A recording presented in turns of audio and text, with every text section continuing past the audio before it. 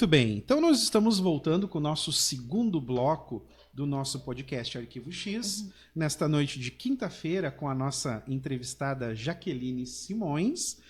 O nosso primeiro bloco foi bem interessante, né? Eu tô com as minhas anotações aqui, eu tenho um monte de coisa para perguntar aqui para a Jaqueline.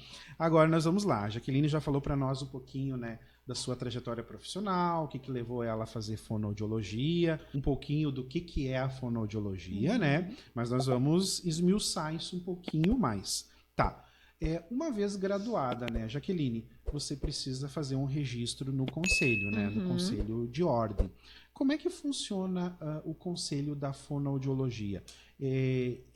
Você tem que fazer uma prova, tipo uma OAB, para conseguir o registro? Ou hoje você só levando o teu diploma, o teu certificado já é suficiente? Quanto tempo leva para o registro ficar mais ou menos pronto depois que você entrega a documentação lá? Como é que funciona essa questão do conselho? Então, o conselho da fonoaudiologia hoje ele é bem tranquilo, eu posso dizer, porque faz aproximadamente um mês, mais ou menos, eles sempre entram em contato diretamente com a universidade, né? Que no caso foi a UBRA, onde eu cursei. Perfeito. E a coordenadora mesmo do curso entra em contato informando quem que são os formandos, né, do semestre. Então, a gente entra em contato com eles, passa todas as informações via e-mail mesmo, nem foi preciso ir até lá e levar. E eles fazem toda a documentação, né, a carteira profissional. Nós não precisamos fazer nenhuma prova, nada, né? Por exemplo, que nem o direito precisa passar por uma prova antes para atuar. Na fonoaudiologia não é necessário. Perfeito. Eles fazem algumas perguntas sobre o conselho mesmo, regras e tudo mais de como atuar na fonoaudiologia, o que pode, o que não pode, né? São perguntas básicas que a gente precisa ler de leis e tudo mais. Aí nós assinamos, encaminhamos os documentos, eles nos passam mesmo. E eu recebi no horário da formatura mesmo, lá Que legal, junto. que legal. Somente o diploma da faculdade que demora um pouco para ser emitido. Sim. Então, a gente solicita para a UBRA mesmo um requerimento, né? Que eles aceitem que nós somos os formandos mesmo. Então, eles autorizam, né, que o diploma vai vir após os 60 dias. E eles fazem toda a baixa lá dos papéis. Tu entra já registrada. Hoje, por exemplo, eu já estou registrada, eu me formei no sábado, né? Isso. E então posso atuar. Sim. Só a carteirinha que demora um pouquinho para vir. Sim. Mas o meu diploma ainda da faculdade está sendo emitido, eles dão, né, um prazo máximo para te apresentar o diploma. Mas quanto a isso é bem tranquilo mesmo. Que legal. Nossa, fiquei bem contente. Bem tranquilo. O meu registro demorou. Depois que eu me formei, acho que demorou... É que eu esperei vir o certificado, né? Demorou 90 dias para vir o diploma, aí levei o diploma no conselho, e aí demorou mais um tempo. Mas como eu não estava atuando, tudo bem, não tem problema, você espera. Mas quando você já está atuando, quando você está... O quanto antes, melhor, né? Exatamente, né? Até Mas porque já termina ansioso, né? Sim, pra atuar. Que bom saber que é assim. Tu sabe que está sendo uma tendência agora dos conselhos, tá? Migrarem para a questão da prova, que nem o conselho da OAB. Se não me falha a memória, o de contabilidade, se não me falha a memória, tá? O conselho de contabilidade já está fazendo uma avaliação. Nós entrevistamos aqui na última entrevista a farmacêutica Brenda Chaves e ela disse que já existe um movimento no Conselho de Farmácia de fazer uma prova para a seleção de entrada na ordem, né? Então eu acho que isso vai ser uma tendência, eu acho que provavelmente, futuramente Sim. eles vão migrar para isso, tá? Não vejo problema nenhum, né? A gente estudou, não vejo grandes problemas quanto a isso, né? Mas que legal saber então dessa atuação do conselho. Outra pergunta então, Jaqueline. Bom, os espaços socioocupacionais do fonoaudiólogo, né? Eu minimamente estava olhando essa semana ali na internet, eu vi algumas matérias que falavam em 11 áreas de atuações, outras matérias falando em 12 áreas de atuação, mas aí nós estávamos conversando ali, é mais, né? É mais. Quais são as áreas de atuação que o fonoaudiólogo pode trabalhar? Hoje o fonoaudiólogo ele atua em praticamente 14 áreas, né? As mais conhecidas pelas pessoas, né? A audiologia, linguagem infantil, linguagem adulto e idoso, saúde coletiva, que atua hoje nos hospitais, né, nas UBSs. Também tem mais específico, que vai mais para a questão neurológica mesmo, né? Então, são várias especializações que hoje tu sai da fono que tu pode optar por trabalhar, né? Hoje é muito típico tu achar fonoaudiólogo que atua somente na área da audiologia, não atua em outras áreas. Perfeito. Né? Aparelho auditivo, faz audiologia ocupacional, né? E também tem fonoaudiólogos, assim como eu, que atuam mais na área da linguagem infantil. Já tem outros que atuam mais somente na saúde coletiva, porque a demanda é altíssima, né? Sim. Então, tenho colegas que trabalham meio turno, né? Na áudio, meio turno na linguagem infantil, por exemplo. Porque gostam, né? Mas eu digo assim que se hoje você quer se especializar, geralmente o fono opta por algo específico, porque são muitas áreas hoje, né? Perfeito. Na audiologia, que daí é a parte da audição, né? Basicamente, assim, como é que é a atuação do profissional nessa área da audiologia? Ele começa com o paciente, seria aquele testezinho que é feito com o bebê lá logo que nasce? É essa parte? A audiologia, ela tem várias abas também, exatamente. Tem um audiologista ocupacional, que ele faz somente as audiometrias para admissão, né, de empresas e tudo mais, parte ocupacional. Fiz bastante isso. Fiz bastante isso. As Sim, empresas, quando você exigem. é demitido também, né? Exatamente. E é feito um comparativo mesmo de quando você entrou, de quando você saiu? O ideal é fazer, mas tem empresas que não fazem. Que não faz. A não ser que realmente houve uma perda auditiva. Porque a ideia é, em lugares mais barulhentos, ser feito quando inicia e quando sai. Porque pelo menos o trabalhador, ele tem o direito de recorrer, né? Sim. Se houve realmente uma perda auditiva e ela foi gerada dentro do trabalho dela, né? Então, o paciente hoje ele pode recorrer a essa questão contra a empresa, né? Então, seria mais um método de defesa do paciente mesmo, né? Do trabalhador, no caso. Perfeito. Esse é uma área de atuação, né? E o implante Coclear. É coclear? É coclear. Tá. Tem gente que fala auricular, mas a gente conhece mais como implante coclear. Tá. Eu imaginava que sempre era um médico otorrino, né? Otorrino, né? O que cabe pro otorrino e quando que isso vem pro fonoaudiólogo?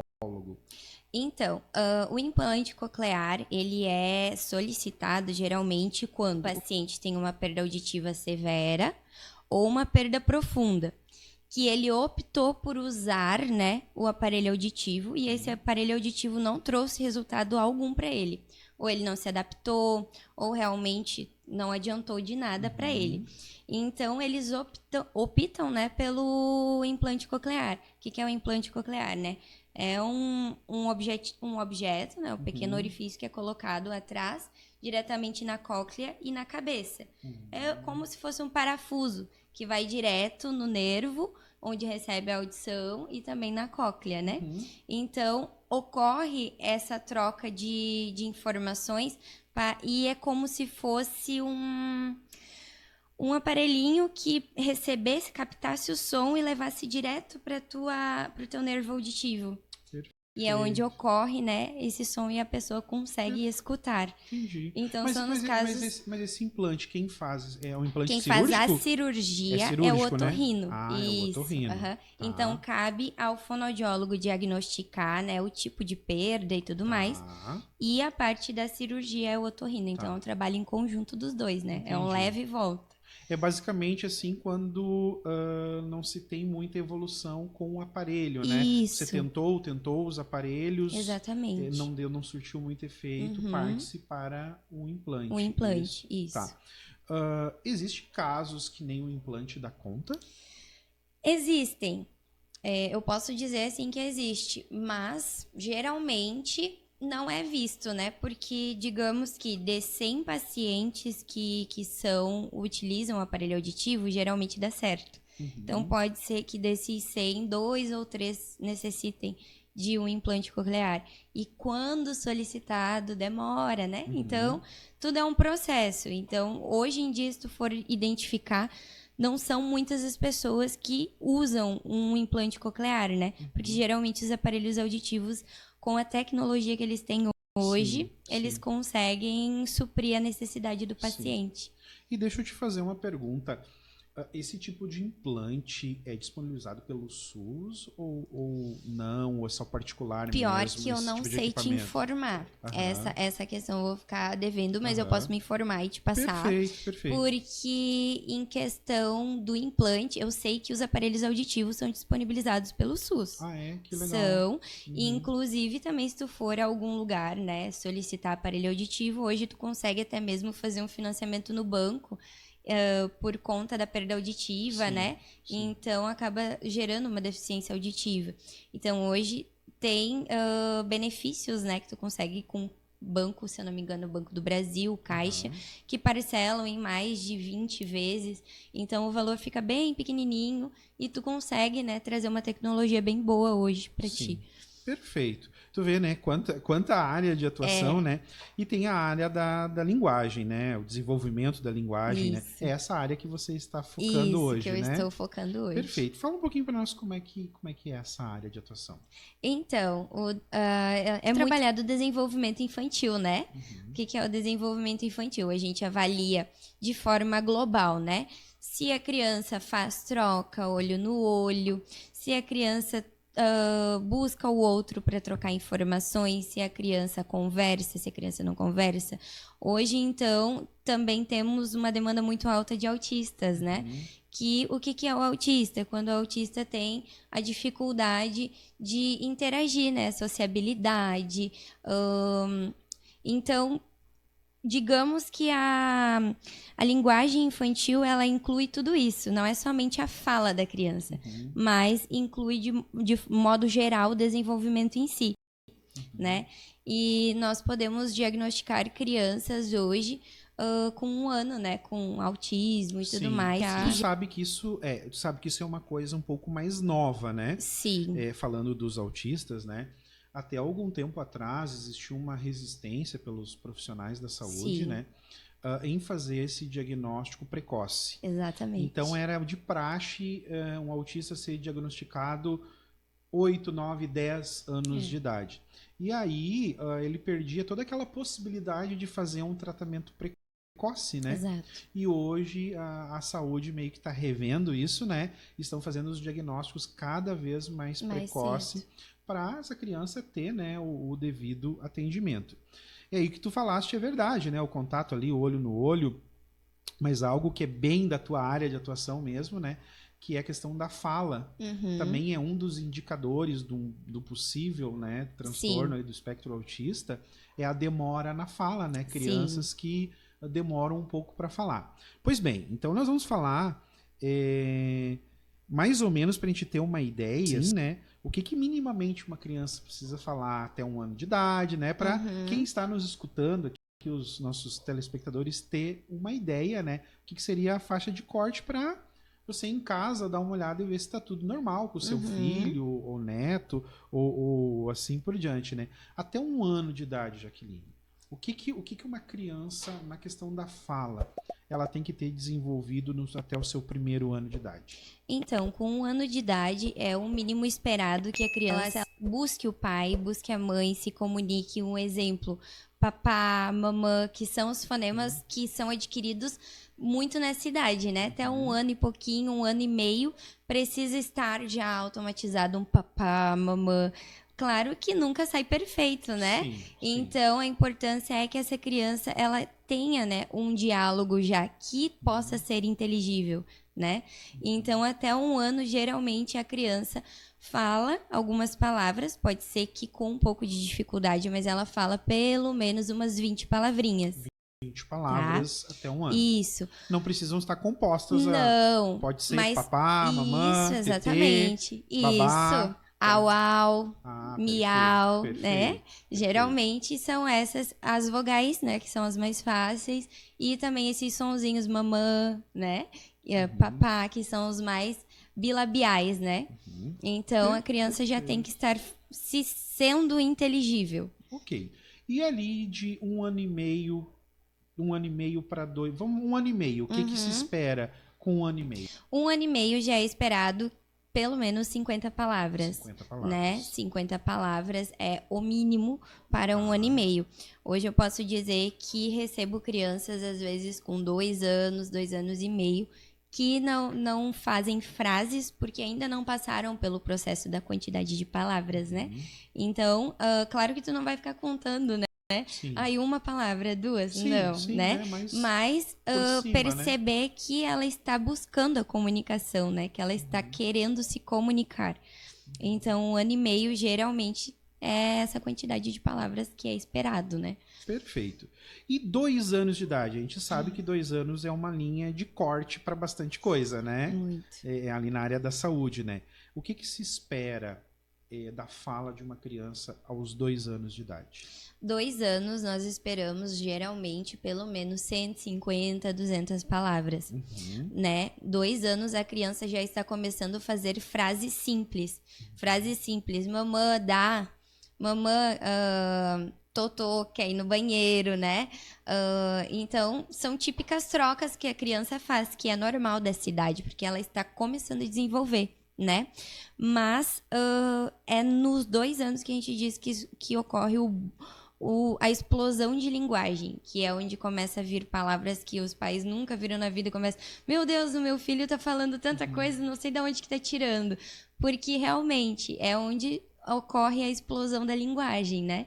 Então, se a sua criança, né, você que está vendo em casa, se a sua criança com 2 anos não está iniciando com frases simples, né, que se torne inteligível para você, faz uma fala muito enrolada que não dá para compreender, geralmente é bom procurar um fono, né, para intervir o quanto antes. E também estimular em casa, né? É muito importante que haja essa estimulação em casa. Sim, perfeito. Tu diria assim, qual que é a idade, assim, que seria aquela idade assim, ó, bom, meu filho ainda não está falando 50 palavras, não está falando 20, 30 palavras, qual que seria a idade que você diria assim, chegou a idade de corte, bom, chegou nessa idade e está falando muito pouco, pouquíssimas palavras ou quase nada, precisa procurar ajuda. Qual que você diria que seria a idade assim que liga-se o sinal vermelho? Eu diria que 1 ano e 10 meses aproximadamente, né? Porque quase 2, um pouquinho antes de 2. Quase 2, um pouco antes de 2. Tem fonos que recomendam procurar antes, né? Para pelo menos fazer a parte da estimulação se essa criança está atrasada. Mas a gente sabe, né, que os pais, muitos pais acreditam, né, que cada criança tem a sua idade, cada criança tem o seu tempo, e a gente acredita nisso também. Mas tem os extremos, né? Sim. Então, se sempre o seu tempo dentro de dentro tempo. da normalidade, dentro né? de um tempo que é considerado a normalidade, né? Então, se a sua criança não está falando dentro dessa idade, o bom é procurar ajuda, porque pode, dentro disso, ter, não digo que somente autismo, mas pode ter uma perda auditiva, né? Que seja significativa, que essa criança não vai conseguir alcançar os objetivos, óbvio, né? Da idade, né? Por ser atípico, por conta da questão auditiva. Pode ser que essa criança tenha um TDAH, né? Então, tudo isso é avaliado dentro dessa idade. E é importante investigar, porque hoje muitos pais acabam passando por despercebido e realmente, às vezes, a criança tem um pouquinho de perda auditiva, que ocorre muito com aquela criança que às vezes tu fala o sonzinho, ou o sonzinho de uma vaca, ou coisa assim, e ela não consegue focar, ou daqui um pouco produz de outro jeito, porque ela vê a imitação do teu lábio, ela tenta fazer igual, mas não sai igual. Por isso que às vezes a gente fica, mas como é que essa criança está fazendo essa troca? Se eu estou fazendo, ela está fazendo igual e não está saindo igual, né? Então é importante o nosso olhar quanto a isso. Sim. Legal, tá certo. Então nós estamos encerrando o nosso segundo bloco já. Se você tem alguma dúvida e quer colocar no nosso chat ali nos comentários, no intervalo aqui a Jaqueline responde, né, Jaqueline? Isso aí. Isso, bota sua dúvida lá nos comentários. Depois a gente vai colocar também no link da descrição. A gente pode botar rodando no vídeo aqui também o contato da Jaqueline, Isso. né? Vai rodar o contato. Coloca a sua dúvida no intervalo, a gente dá uma lida aqui, a Jaqueline dá uma lida e, se possível, nós respondemos. Então nós já vamos fazer um intervalinho, depois nós voltamos para o nosso terceiro bloco. Até mais.